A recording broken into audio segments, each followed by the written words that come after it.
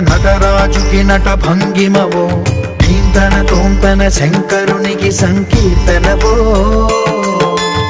ఈశ్వరుడే అనునిత్యం తనలో తలచుకునే ఓంకారమువో, శివ హృదయం కరిగించే ఆ పంచాక్షరివో. నీ మదిలో మహాదేవుడినే కొలువుంచగా కైలాసమువో, అతని పాదము చందన